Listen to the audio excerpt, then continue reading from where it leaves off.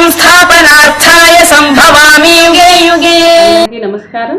శ్రీ శ్రీ శ్రీ ఆచార్య ప్రబోధానంద యోగీశ్వరుల వారికి, జగద్గురు అయినటువంటి శ్రీకృష్ణ భగవంతునికి నమస్కరించుకుంటూ ఈరోజు త్రైత సిద్ధాంత భగవద్గీతలోని రాజవిద్య రాజగుహ్యము అనే యుగములో 15వ శ్లోకము గురించి తెలుసుకుందాం.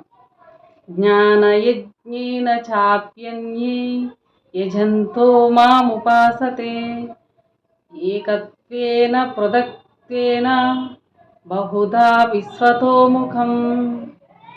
ఈ శ్లోకము సాకారము పరమాత్మ గురించి తెలియచేశారు.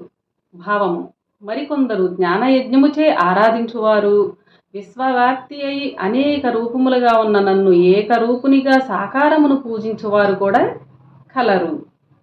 వివరము: పరమాత్మ నిరాకారముగా అంతటా వ్యాపించి ఉన్నాడు. మరియు విశ్వవ్యాప్తి అయి అనేక రూపములుగానున్న పరమాత్మ ఒక్క సాకార రూపము ధరించి భగవంతునిగా కూడా ఉన్నాడు. ఇట్లు నిరాకారునిగా సాకారునిగా ఉన్న పరమాత్మను ఎందరో ఉపాసించుచున్నారు. కొందరు నిరాకారమైన పరమాత్మను చేరుకొనుటకు జ్ఞానాగ్నిచే కర్మను కాల్చివేయుచు జ్ఞాన యజ్ఞము చేయువారున్నారు.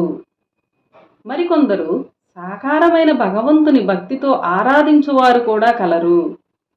పరమాత్మ సాకార నిరాకారముగానే కాక ఇంకా ఎట్లున్నాడనగా వచ్చే శ్లోకములో తెలుసుకుందాము. అందరికీ నమస్కారం.